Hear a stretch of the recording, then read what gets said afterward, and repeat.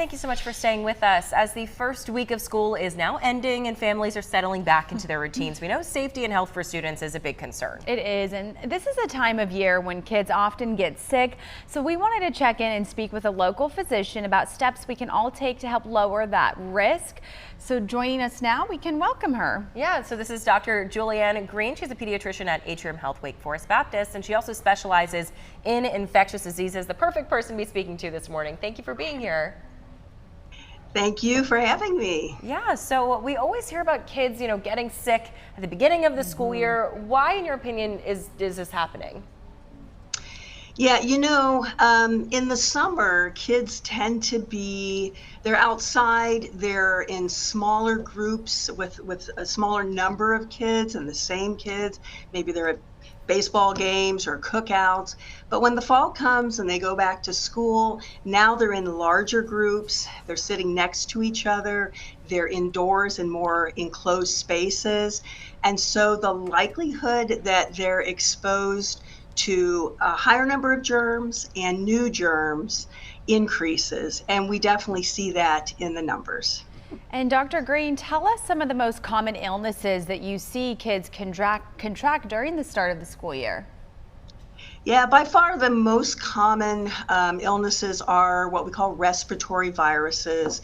Of course, we've all heard of COVID, and the flu season typically starts in the fall as well. But there's all sorts of garden variety viruses, common cold viruses, garden variety coronaviruses that are not COVID that we see as well. And those are typically spread by what we call respiratory droplets. So when you cough or when you sneeze, those droplets are then spread from person to person.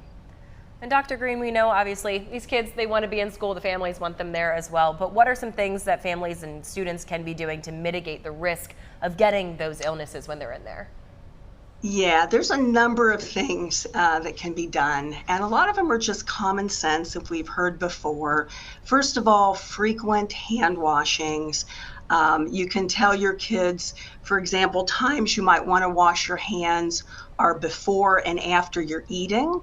Obviously after you've gone to the bathroom, and also after they've been exposed to larger groups of kids, maybe at recess or an assembly. That would be a good chance to wash their hands. And then when they come home from school, these viruses are spread by respiratory droplets, but also if you get them on your hands and then touch your eyes, nose, or mouth, they can be spread in that way.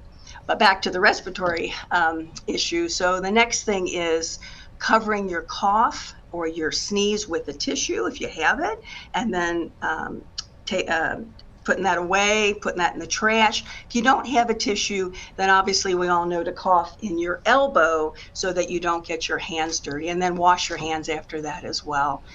If kids are sick with fever or respiratory symptoms, again, cough, congestion, or if they have any kind of gastrointestinal symptoms, diarrhea, for example, then they should stay home to decrease the risk of spread of infection.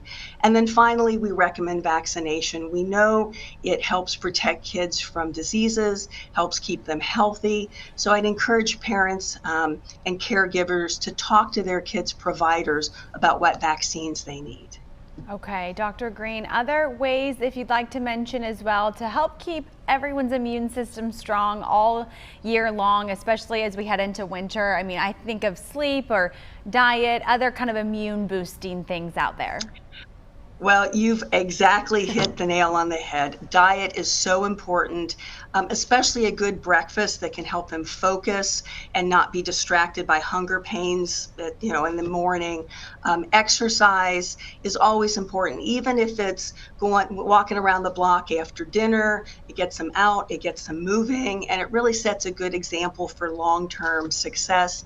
And then finally, that sleep. It's so hard sometimes to put down the phone, put down the laptop, but trying to do that, say, within an hour of when they need to go to sleep, and set a routine that kind of winds them down and then sets them up for a really good night's sleep. All of these things can help them have a really good day at school the next day.